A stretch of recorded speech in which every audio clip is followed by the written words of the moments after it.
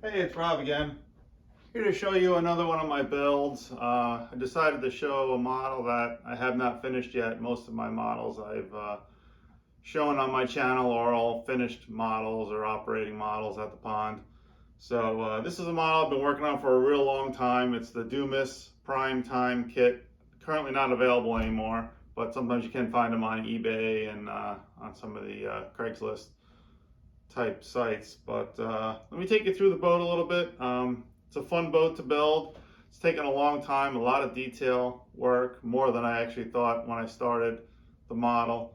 But I like it because it's a model of a real boat. It's a 126-foot Palmer Johnson that I was fortunate enough to get to see down in Fort Lauderdale a bunch of years ago, and got right up next to the boat. Was able to take a lot of pictures. I wasn't able to get on the boat, but I got a lot of pictures of the boat up close, and that helps with the build process. It's a fiberglass hull with a wood superstructure, as you can tell. And let me just talk a little bit about the boat, how I've been building it, some of the techniques I've been using to get the look I want. Dumas does a great job with their directions and with their kits. Sometimes they don't include every detail of the real boat, and since I was able to see the real boat, I'm trying to add as much detail as I possibly can, and with good pictures and getting a chance to see the real boat, that really helps. But let's look at the boat. So again, fiberglass hull, wood superstructure. Basically, the first step was to cut out these big open areas, cut out these slots. I used a Dremel and a file and some sandpaper to get it nice and smooth and clean looking. Cut out some holes for lines. Up in the bow, there's holes here for the lines that connect up to the different bollards. There's a wood keel underneath, so that had to be slotted and resined into the bottom of the hull. Let's start over here. So when I built, most of the superstructure was off the boat, and then as it got completed, it was attached to the boat, and I attached it with resin and fiberglass cloth. So once I found the position I wanted, I used fiberglass cloth and resin, stuck my hands in underneath here because this whole part lifts out so you can get into the boat, and in a bunch of spots wherever I could get wood to fiberglass, I would put cloth and resin that would attach to the hull. So I have a nice solid hull here, good structure just to begin with. A few things I try to do as I build my models. Again, this was a model of a real boat, 126 footer. So I was able to get some pictures of the real boat, had them blown up. I have a photo album with all my pictures and just shows all the detail of the boat. Here's a copy of the Dumas ad that they created when they built the kit, and again, it just tells you a little bit about the boat. 48 inches long, 9-inch beam, runs on 6 or 12 volts. It's a 1/32 scale of the real boat. Real boat's 126 feet long. This model is basically 4 feet long. Another ad I found was in a magazine here for Maxwell windlass units, and the picture they used for their ad was actually from the real Time Yacht. The real yacht is called Time. The Dumas kit is called Prime Time. So I cut that out and saved that. And you can see a picture of the real boat in the corner there. So it's kind of cool. When I saw that, I'm like, I have to save this. So I cut that out of a magazine. And this here I got from Power and Motor Yacht magazine. This actual full-size boat was featured in this magazine back in February 1988. And they sent me a nice brochure of all the pictures they had in the actual magazine. There's the stern view. You can see the sauna and the hot tub, American flag, some other details. And here's a nice aerial shot taken from a helicopter, I would imagine. And you can see the boat underway. A lot of open area on this boat, as you can see on the surface. So you gotta like the sun if you want a yacht like this. And here's a real detailed view of the stern of the boat. You can see the sauna, the hot tub, some of the details back here.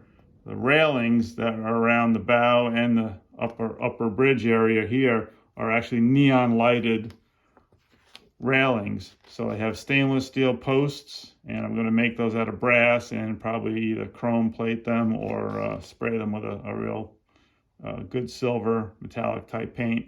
And I was able to come across on Amazon some plastic fiber optic cable. It's flexible, so I'm going to use that to represent the actual railings. It's clear, so it should look real good. And here is a picture of the crow's nest here. You can see in detail some of the controls and steering throttle controls. There's a table there. So I'm trying to copy all this as best I can on my model. And there's, of course, some interior pictures, but I'm not building the interior of this model. Here's a cool picture of the bridge. And I'm not doing the inside of the boat, so that won't be done. But it's kind of neat to see what the real boat looked like. So the real boat was a jet-driven boat, had twin jet units, but the kit comes with props and motors, so I'm going to build it that way. I've got my port and starboard because they're counter-rotating props, and on the other end are the drive dogs that connect up to the motors. I'm running, again, two 6-volt motors. I'm using the Dumas motors, and those should work fine. And don't forget to put, you always recommend a capacitor across the leads when you're soldering on your wires for the motors. I have two high-tech speed controls I'm going to be using for this model because I have a 4-channel stick radio I'm going to use, and each motor will have its own speed control, so I have proportional control of each motor. Excuse me. And here are the radar units I picked up at a hobby shop. You can get these online at most hobby shops that you can find online. We got one on the port side and one on the starboard side. And I'll show you the rudders. Here we got 2 rudders. So I had to solder right here the shaft onto the rudder blade. And I actually made the rudder blades a little bit larger than the ones that came with the kit. You could probably use the ones that came with the kit, but I just thought they looked kind of small, so I went with a little larger one. It was simple to make. I also came across the port and starboard red and green lights. These will mount up here on the side of the boat. Another hobby show I went to, I picked up some chrome horns. So there's two large horns and 2 small horns on each side of the boat. So I got those. Here's another view of the large horn. And then Mac Products has these very close to scale 3-volt stainless steel looking lights. I think they actually are a stainless steel material, and they mount on either corner of the radar bar up on top. So that'll look good. And then I always make a stand, as you guys have probably seen in my other videos.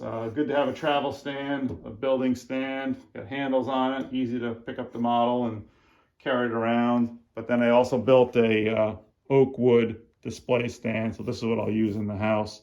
And it's just got 2 rails. I angled it so it fits the contour of the hull.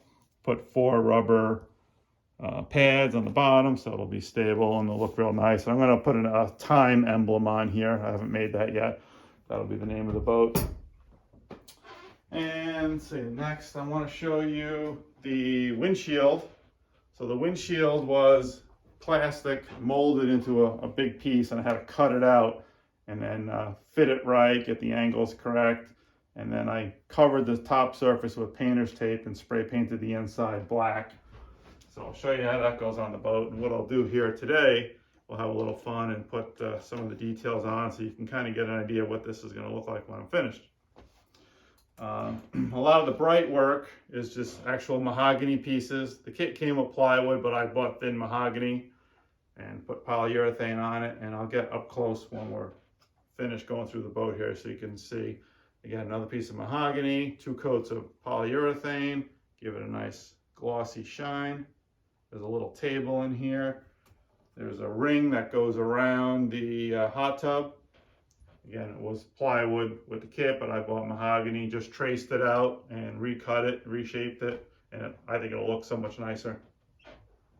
And then up on the bow, we've got these 2 pieces here, port side and starboard side.